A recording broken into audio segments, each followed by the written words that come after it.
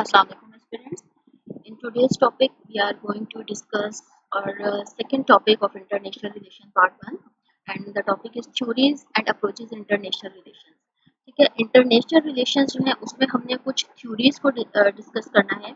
अब जो international relations होते हैं उसमें हमने सिर्फ जस्ट इवेंट्स को अंडरस्टैंड नहीं करना है कि इस कंट्री का इस कंट्री के साथ क्या रिलेशनशिप चल रहा है, ग्लोबली आपस में कंट्रीज किस तरीके से इंटरकनेक्ट हो रहे हैं। इसके पीछे जो मीन्स इन रिलेशंस के पीछे जो लॉजिक है या ऐसे प्रिंसिपल्स हैं इन इवेंट्स को अंडरस्टैंड करने के लिए वो हमें किसके हेल्प से हम अंडरस्टैंड कर सकते हैं, with the help of theories.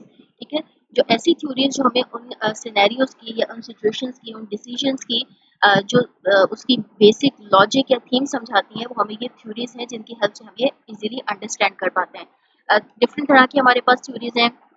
In theories से हम अंडरस्टैंड कर सकते हैं कुछ ऐसी चीज़ें जैसे कि जो स्टेट है उसका बिहेवियर किस तरह का होता है, किसी भी स्टेट का कोई भी जो जंग की सिचुएशन है वो किस वजह से हो रही है, पीस किस तरीके से मुमकिन है, या जो इंटरनेशनल सिस्टम है वो काम किस तरीके से कर रहा है। तो हर थ्योरी का एक डिफरेंट लेंस है, एक डिफरेंट पर्सपेक्टिव है, जिसके मुताबिक जैसे कि कोई भी चीज़ आप उसे like a microscope, like a telescope, उसको जो है वो अंडरस्टैंड कर रहे हैं।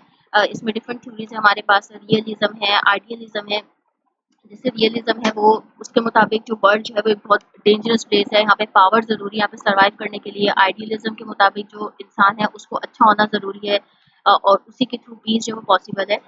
फिर डिफरेंट मॉडर्न और क्रिटिकल अप्रोचेज वगैरह हैं, जैसे जो डिफरेंट इंस्टीट्यूशंस हैं, आइडियाज़ हैं, जेंडर आइडेंटिटी, इनके ऊपर फोकस करती हैं। मीन्स इन शॉर्ट अगर हम ये बात करें कि जो थ्योरीज हैं या अप्रोचेज इंटरनेशनल रिलेशंस की, इनके थ्रू हम जो इंटरनेशनल पॉलिटिक्स है उसे किस तरीके से देखना है या उसे किस तरीके से अंडरस्टैंड करना है, उसका एक प्रॉपर मेथड, एक प्रॉपर सिनेरियो जो है वो हम इन थ्योरीज और अप्रोचेज के थ्रू ही हम इन इंटरनेशनल पॉलिटिक्स को या इंटरनेशनल रिलेशंस को जो है वो इजीली अंडरस्टैंड कर सकते हैं। ठीक है जी, अब थ्योरीज और अप्रोचेज इंटरनेशनल रिलेशन में अगर देखा जाए तो काफ़ी ज़्यादा अफेक्टिव हैं इंटरनेशनल पॉलिटिक्स को अंडरस्टैंड करने के लिए। इसमें डिफरेंट क्लासिकल थ्योरीज भी हैं, मॉडर्न क्रिटिकल अप्रोचेज भी हैं। तो इन सब की कंसेप्चुअल क्लियरिटी के लिए अब हम यहाँ पे आगे डिस्कस करेंगे अपने टॉपिक को फर्दर। अब सबसे पहले हमारे पास जो है वो कुछ क्लासिकल अप्रोचेज हैं। क्लासिकल में रियलिज्म है हमारे पास। ठीक है, रियलिज्म है। अब रियलिज्म क्या कहता है कि जो पावर ऑफ सर्वाइवल है, ठीक है, पावर ऑफ सर्वाइवल की थ्योरी हम इसको रियलिज्म को कहते हैं। किस तरीके से कि इसके मुताबिक जो दुनिया है, जो वर्ल्ड है, वो एक्चुअली में एनार्किक है। यानी कि वर्ल्ड में जो है वो कोई गवर्नमेंट नहीं है, यहाँ पे ओनली सर्वाइवल ऑफ पावर है। स्टेट जो प्राइमरी एक्टर्स हैं और उनके अपने नेशनल इंटरेस्ट हैं उसी में एक्ट करती हैं। जो सबसे बड़ी प्रायोरिटी है वो सर्वाइवल की है। ठीक है, जो मिलिट्री पावर की ज़रूरत होती है उसके लिए जो भी स्ट्रॉन्ग कंट्रीज हैं उनकी अपनी एक स्ट्रॉन्ग मिलिट्री पावर है जिसके थ्रू ही उनका सर्वाइवल आपस में मुमकिन है। ठीक है, अब रियलिज्म क्या कहते हैं कि कॉन्फ्लिक्ट जो है वो नेचुरल है, क्योंकि जो फियर होता है या कंपटीशन होता है तो ये चीज़ें हर वक्त एक डर का या खौफ का माहौल रखती हैं, और इसके लिए सबसे ज़्यादा ज़रूरी है सर्वाइवल ऑफ द फिटेस्ट, या पावर के लिए सर्वाइवल जो है, पावर एंड सर्वाइवल वो बहुत ज़्यादा ज़रूरी है। तो ये जो रियलिज्म है मीन्स कि ऐसा भी कह लें कि एक बहुत ज़्यादा हकीकत पसंदाना किस्म की इसकी रियलिज्म जो है वो उसको फॉलो करता है। और इसमें जो की थिंकर्स हैं वो अगर देखा जाए तो इसमें थुसाइडाइड्स है, निकोलो है, हैंस मोगेंथो है। इन थ्योरीज को ज़्यादा जो है वो इन लोगों ने इन्फ्लुएंस किया। एग्जाम्पल्स अगर देखे जाएँ, कोल्ड वॉर है, ठीक है, यूएसए और यूएसएसआर ने यहाँ पे पावर को बैलेंस बनाए रखा है। तो डिफरेंट एग्जांपल्स इसकी यहाँ पे हमारे पास जो डिफरेंट वॉर्स हैं जो कि कॉन्फ्लिक्ट शो कर रही हैं। अब ये कॉन्फ्लिक्ट जो है वो रियलिस्ट प्रिंसिपल्स के ऊपर अप्रोच कर रहे हैं कि कॉन्फ्लिक्ट उस सूरत में हल हो सकते हैं या उसी सूरत में एक सर्वाइवल मुमकिन है जब उनके पास पावर होगी। मीन्स की पावर जो है वो ही सर्वाइवल किसी भी कंट्री का पावर के थ्रू ही हो सकता है। यहाँ पे क्लासिकल रियलिज्म था। अब क्लासिकल आइडियलिज्म की अगर हम बात करें तो क्लासिकल आइडियलिज्म क्या कहता है, पीस और कॉपरेशन का नजरिया। ठीक है, रियलिज्म क्या कहता है कि आपके पास पावर हो और आप सरवाइव करो एंड दैट्स फेयर। आप जंग करो या जो भी करो, आपको अपना सर्वाइवल रखना है, तो आपने बिल्कुल रियलिटी के ऊपर जाना है। लेकिन जो क्लासिकल आइडियलिज्म है वो किसके ऊपर बेस करता है, इसका जो नजरिया है वो सारा फोकस है पीस और कॉपरेशन के ऊपर। ठीक है, कोर बिलीव्स क्या हैं? इंटरनेशनल कोऑपरेशन के ऊपर फोकस रखेगा, मोरालिटी के ऊपर रखेगा, लॉ बिलीव करेगा, प्रोग्रेस और पीसफुल कॉन्फ्लिक्ट रेजोल्यूशन के ऊपर। ठीक है जी। क्या मानता है, इसका क्या कहना है कि जो हमारी ह्यूमन नेचर है वो इनहेरेंटली गुड ही होती है और कॉपरेशन के थ्रू कोई भी डिप्लोमेसी या लॉ या इंस्टीट्यूशन के थ्रू जो है वो पीस जो है वो या कॉपरेशन जो है वो बहुत ज़्यादा पॉसिबल है। अब ये जो है वो एक कलेक्टिव सिक्योरिटी को सपोर्ट करता है इंटरनेशनल लॉ में और मॉरल वैल्यूज को सपोर्ट करता है। ठीक है जी। अब इसके जो इन्फ्लुएंशियल फिगर्स हैं वो यहाँ पे हमारे पास वुड्रो विल्सन है और इमैनुअल कैंट हैं जो इसके की थिंकर्स हैं जो की थियोलॉजिस्ट हैं। एग्जाम्पल्स में अगर हम देखें हमारे पास तो यूनाइटेड नेशंस की फॉर्मेशन हो गई, आइडियलिज्म का प्रैक्टिकल आउटकम कि यूएनओ की मदद से, यूनाइटेड नेशंस की मदद से जो कंट्रीज के दरमियान वॉर्स एंड कॉन्फ्लिक्ट्स हैं उनको peacefully with the help of talks जो है वो सॉर्ट आउट किया जा सके। ठीक है जी। आफ्टर दैट हमारे पास कुछ बिहेवियरल अप्रोच हैं। ठीक है जी। अब बिहेवियरल अप्रोच का मतलब क्या है कि जो डेटा है या रिसर्च है उस पर फोकस करना है।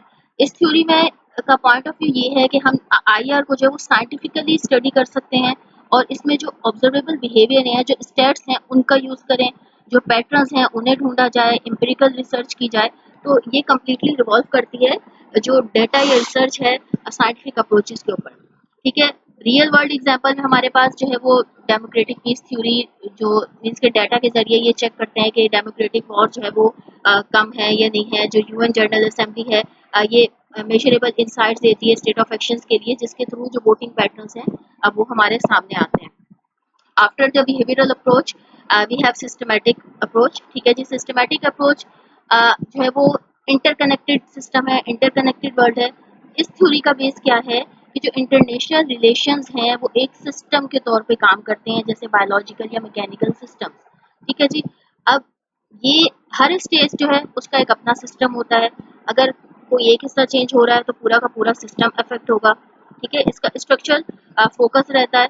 जो इसके हमारे पास की स्कॉलर्स हैं वो मॉर्टन कैपलन है और एग्जांपल्स में हमारे पास इसमें जो कोल्ड वॉर है उसका बाइपोलर सिस्टम है, यूएस और यूएसएसआर के जो दो पोल्स हैं। तो ये पावर डायनामिक्स के हवाले से अगर हम यहाँ पे देखें तो ये एक बैलेंस है पावर डायनामिक्स का, मल्टीपोलर सिस्टम है जहाँ पे स्टेट जो है वो अपना एक इक्विलिब्रियम मेंटेन रखती है। ठीक है जी। Okay, next we have new realism. अब जो न्यू रियलिज्म है ये किस चीज़ के ऊपर बेस करता है? इसका सारा कंसेप्ट है मॉडर्न एडेप्टेशंस के ऊपर। मॉडर्न एडेप्टेशंस मीन्स के जो मतलब जो स्ट्रक्चरल कॉजेज हैं यहाँ पे ये उनके ऊपर ज़्यादा बेस कर रही होती है कि जो कॉन्फ्लिक्ट है उसका सबब जो है वो ह्यूमन नेचर नहीं है बल्कि जो इंटरनेशनल सिस्टम है, ये जो सिचुएशन बन रही है उसकी वजह से कॉन्फ्लिक्ट हो रहे हैं। ठीक है। यानी इसमें जो है वो स्टेट को खुद को प्रोटेक्ट करना है और इसमें किसी ग्लोबल पुलिस वगैरह किसी की नीड नहीं है। जो स्टेट है वो अपनी हिफाजत खुद करे। इसमें जो एक रिलेटिव गेन होता है उसके ऊपर सारा इसका फोकस रहता है। कोर कॉन्सेप्ट उसका क्या है? एनार्की के ऊपर, सिक्योरिटी डायलेमा के ऊपर। ठीक है।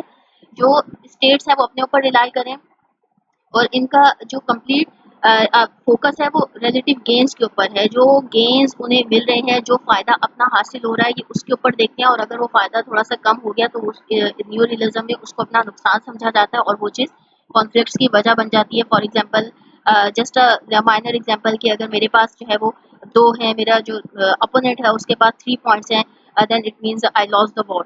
तो ये चीज़ है कि वो फ़ौरन से अपने ऊपर एक चीज़ को हावी करना और उनके दरमियान जो है वो कॉन्फ्लिक्ट जो स्ट्रक्चर है वो कॉन्फ्लिक्ट कॉजेज हो जाते हैं। मोस्ट एग्जांपल रिसेंट एग्जांपल हमारे पास जो आर्म्स रेसेस हैं जैसे पाकिस्तान इंडिया हो गया, यूएस चाइना, तो इनके दरमियान इस किस्म के न्यू रियलिज्म वाले कॉन्फ्लिक्ट जो है वो चलते रहते हैं। अब मेन प्रोपोनेंट जो है जो इसके हैं वो केनेथ वॉर्ड्स हैं, की थिंकर, और इनका जो काम है वो इस थ्योरी को बहुत क्लियरली डिफाइन कर देता है। हिस्टोरिकल कंटेंट में हमारे पास कोल्ड वॉर है जो एग्जाम्पलीफाइज करती है बाइपोलर सिस्टम को, न्यूक्लियर डेटरेंस को, और इलस्ट्रेट करती है जो न्यू रियलिस्ट प्रेडिक्शन थी उन सबको यहाँ पे ये कम्प्लीटली एक्सप्लेन आउट कर देती है। After new realism we have new liberalism. अच्छा, नियो रियलिज्म जो है वो आप उसे काफ़ी हद तक रियलिज्म के साथ ही इंटर रिलेट कर सकते हैं। दैट सर्वाइवल के लिए पावर जो है वो ज़रूरी है। Okay, and next we have neo liberalism. अब लिबरलिज्म क्या है? इसमें कॉपरेशन जो है वो पॉसिबल रहता है। अब नियो लिबरलिज्म जो है, नियो लिबरल्स वो इस सिस्टम को एनार्किक मानते हैं लेकिन क्या कहते हैं कि कॉपरेशन मुमकिन है। ठीक है। एनार्की तो उनकी है कि नहीं भाई, वी एक्चुअली हमारा जो है वो पॉइंट ऑफ व्यू या हमारा पॉइंट बिल्कुल ठीक है, अपने एक इगोसेंट्रिक पॉइंट में रहते हैं, लेकिन उसके साथ साथ वो क्या कहते हैं कि कॉपरेशन भी मुमकिन है। अब डिफरेंट जो इंस्टीट्यूशन है जैसे यूएन हो गया, WTO, IMF, ये इसमें कुछ रूल्स क्रिएट कर देते हैं। स्टेट्स रेशनल होती हैं और म्यूचुअल बेनिफिट्स की तरफ जाती हैं। ठीक है, ये इसके मेन पॉइंट्स हो जाते हैं हमारे पास। इंस्टीट्यूशनलिज्म में देखें तो कॉपरेशन पॉसिबल कहते हैं। इकोनॉमिक फोकस में ये एम्फेसाइज करता है इकोनॉमिक इंटरडिपेंडेंस के ऊपर, बेनिफिट जो है वो कोलैबोरेशन से हासिल हो रहे हैं। और जो इंटरनेशनल ऑर्गेनाइजेशन और रिजीम्स, ये क्या करती हैं, फ्रेमवर्क प्रोवाइड करती हैं इसको कॉपरेशन के लिए। लीडिंग थ्योरिस्ट की अगर हम यहाँ पे बात करें तो लीडिंग थ्योरिस्ट जो हमारे पास यहाँ पे रॉबर्ट कोहेने हैं और जोसेफ नाय है, ये की थिंकर्स हैं जो न्यू लिबरल की थॉट्स को इन्होंने ज़्यादा पॉइंट आउट किया। रियल वर्ल्ड एग्जांपल्स में देखें तो वर्ल्ड ट्रेड ऑर्गेनाइजेशन है जो प्रमोट करती है कि आपके पास फ्री ट्रेड को, और ये डेमोस्ट्रेट करती है इंस्टीट्यूशनल इफेक्टिवनेस को। ठीक है जी। इसके साथ यूरोपियन यूनियन है, सक्सेसफुल रीजनल कॉपरेशन का मॉडल है। तो ये सब हमारे पास आ जाते हैं न्यू लिबरलिज्म में। ओके, न्यू लिबरलिज्म के बाद we have post modernism. Post modernism क्या है, ये हर चीज़ के ऊपर क्वेश्चन करती है। ठीक है, सवाल उठाती है कि ये क्या है, इसके जो ट्रेडिशनल नैरेटिव्स हैं उनको चैलेंज करती है। अब ये क्या कहती है कि कोई एब्सोल्यूट ट्रुथ नहीं होती है, हर चीज़ जो है वो डिफरेंट क्या है, सब्जेक्टिव है। इसका सारा फोकस लैंग्वेज या डिस्कोर्स के ऊपर रहता है और उसकी मीनिंग्स की कंस्ट्रक्शन के ऊपर। मीन्स कि इसके पास सबसे बड़ा जो है वो एक ये सवालिया निशान के तौर पर आती है, क्वेश्चन मार्क, हर चीज़ में क्वेश्चन करती है, हर चीज़ के पीछे उसकी लॉजिक देखती है, उसके एब्सोल्यूट ट्रुथ्स को डिस्कस नहीं करती। ठीक है जी। ट्रेडिशनल इंटरनेशनल रिलेशन थ्योरीज को जो है ये चैलेंज करती है। रिकंस्ट्रक्शन क्या है, रिकंस्ट्रक्शन के ऊपर इसका फोकस है, ग्रैंड नैरेटिव्स के ऊपर, पावर स्ट्रक्चर्स के ऊपर, and actually questions the universal truths. Analytical tools इसमें क्या है, ये डिस्कोर्स करती है, एनालिसिस को, आइडेंटिटी पॉलिटिक्स को एग्जामिन करती है। माइकल फेकॉल और जैकस डेरिडा इन्फ्लुएंशियल थिंकर्स हैं, इनके आइडियाज जो हैं वो इस फील्ड को ट्रांसफॉर्म करते हैं। और स्टेटिक क्रिटिक में जो क्रिटिक्स हैं स्टेट सॉवरेनिटी की और वेस्टर्न डोमिनेंस की, वो काफ़ी कॉमन है और ये इनके फाउंडेशनल स्टेटस को जो है वो क्वेश्चन करती है। अब इसमें अगर देखें तो टेररिज्म की डेफिनेशन, ठीक है, हर मुल्क की अलग है बेस्ड ऑन देयर पॉलिटिक्स। अभी रिसेंटली पाकिस्तान इंडिया कॉन्फ्लिक्ट हुआ, अकॉर्डिंग टू पाकिस्तान यहाँ पे जो पॉलिटिक्स हुई, इधर जो सिचुएशन क्रिएट हुई, Pakistan was the winner, but according to India वहाँ पर जो सिचुएशन हुई, according to those politicians, India was the winner. तो ये जो टेररिज्म की डेफिनेशन है या पीस की या वॉर की, हर एक का एक अपना जो है वो पॉइंट ऑफ व्यू है और अपनी पॉलिटिक्स के हिसाब से ही अपने सिनेरियो को जो है वो चेंज करते हैं। तो पोस्ट मॉडर्निज्म जो है एक्चुअली में क्या करता है, वो क्वेश्चन अप करता है ईच एंड एवरी थिंग को। And after that we have critical theory, feminism and constructivism. ठीक है जी। इसमें सबसे पहले हम देखेंगे क्रिटिकल थ्योरी को। अब जो क्रिटिकल थ्योरी है वो क्या करती है, फोकस करती है किसके ऊपर, सिस्टम में चेंज चाहिए। ठीक है, इसको सिस्टम में चेंज चाहिए। एक इस तरह का इसका जो आप कह सकते हैं कि जो गोल है वो क्या है कि जो हिडन पावर स्ट्रक्चर्स हैं या इनइक्वालिटीज हैं, ठीक है, उन्हें अनकवर करना है, ट्रांसफॉर्म करना है। सिर्फ एक्सप्लेनेशन नहीं देनी है बल्कि उन चीज़ों को ट्रांसफॉर्म करना है, सोशल जस्टिस हासिल करना है। ठीक है, इसका सारा फोकस इनके ऊपर रहता है। अब जो रॉबर्ट फॉक्स की यहाँ पे एक कोटेशन आती है कि उनके मुताबिक एक्चुअली में every theory is for someone and for some purpose. हर एक थ्योरी का एक कॉज है, कोई पर्पस है, और इस जो क्रिटिकल थ्योरी है इसका क्या कॉज है, क्या पर्पस है कि जो पॉलिसीज हैं वो बेनिफिट करें। ठीक है, और जो सिस्टम है वो इन पॉलिसीज के थ्रू चेंज किया जा सके। ठीक है जी। Next we have feminism. अब फेमिनिज्म के मुताबिक एक्चुअली में जेंडर मैटर्स, IR में जेंडर जो मैटर करता है। जो ट्रेडिशनल थ्योरीज हैं मोस्टली मेल डोमिनेटेड हैं। फेमिनिज्म एक्चुअली में हाईलाइट करता है कि वुमेन्स का जो एक्सपीरियंस है या जो जेंडर रोल्स है IR में वो इक्वली इंपॉर्टेंट है। इसके साथ साथ जो पीस प्रोसेस है वहाँ पे वुमेन्स की जो इंक्लूजन है वो बहुत ज़्यादा ज़रूरी है। मीन्स इन शॉर्ट ये मेल सेंट्रिक व्यूज को जो है वो चैलेंज करता है। And after that we have constructivism. Constructivism में क्या है कि ऐसे आइडियाज, ऐसे नॉर्म्स, ऐसी आइडेंटिटीज जो कि शेप अप करें रियलिटी को, शेप अप करें एक स्टेट बिहेवियर को, और एक जो है वो सोशली कंस्ट्रक्ट करें रियलिटी को। ये थ्योरी क्या कहती है कि जो इंटरनेशनल रियलिटी है वो सोशली कंस्ट्रक्टेड है। स्टेट का जो इंटरेस्ट है वो फिक्स नहीं है। कोई भी स्टेट है उसका इंटरेस्ट कभी भी फिक्स नहीं होता और ये आइडेंटिटीज या बिलीफ से बनते हैं। ठीक है, मीन्स कि ये कंस्ट्रक्ट करती है। इसमें एक इम्पोर्टेंट कोट अगर यहाँ पे डाली जाए अलेक्जेंडर वेंडेट की, तो इनके मुताबिक anarchy is what states make of it. ठीक है, एनार्की क्या है, is actually what states make of it. Means के एनार्की उसी सूरत में होगी जो स्टेट उसे बनाएगी, ठीक है, यानी कंस्ट्रक्ट करेगी। कंस्ट्रक्टिविज्म इसके अपने नेम में ही सारी आइडेंटिटी इसकी आ रही है कि इंटरनेशनल रियलिटी जो है वो सोशली कंस्ट्रक्टेड है। ओके जी, नेक्स्ट वी हैव कंक्लूजन। अब हम कंक्लूजन की तरफ आए तो रियलिज्म और आइडियलिज्म ये हमने यहाँ पे डिस्कस किए। ये किस चीज को डिस्कस कर रहे थे? Power versus peace. Realism believe कर रहा था पावर के ऊपर और जो आइडियलिज्म है वो पीस पे बिलीव कर रहा था। बिहेवियरिज्म और सिस्टमैटिक अप्रोचेस को देखा जाए तो वो सब की सब साइंस बेस्ड एनालिसिस थी। न्यू रियलिज्म और न्यू लिबरलिज्म को अगर कंपेयर किया जाए तो न्यू रियलिज्म जो है वो मॉडर्न स्ट्रक्चर के ऊपर बिलीव कर रही है और जो न्यू लिबरलिज्म है वो कॉपरेशन डिबेट के ऊपर बिलीव कर रही है। Post modernism, critical theory, feminism, constructivism, इन सबको देखा जाए तो पोस्ट मॉडर्निज्म जो है वो पावर आइडेंटिटी पे बिलीव कर रही है। क्रिटिकल थ्योरी, फेमिनिज्म, कंस्ट्रक्टिविज्म ये सब जेंडर और डिस्कोर्स ऑफ पावर पे फोकस कर रहे हैं। तो हर थ्योरी का एक अपना पर्सपेक्टिव है, अपना पर्सपेक्टिव देती है और मिलके इन कंबाइनिंग जो है ये क्या करती हैं, हमें आईआर का जो कंप्लीट या एक कोर अंडरस्टैंडिंग है, क्रिटिकल अंडरस्टैंडिंग है, वो देती हैं। ठीक है, अगर आपको ये लेक्चर हेल्पफुल लगा है तो प्लीज़ लाइक, कमेंट और सब्सक्राइब ज़रूर करें और बाकी स्टूडेंट्स के साथ ज़रूर शेयर कीजिए। होपफुली ये कम्प्लीटली आपको लेक्चर बिल्कुल क्लियर हो गया होगा। Thank you so much. अल्लाह हाफिज़।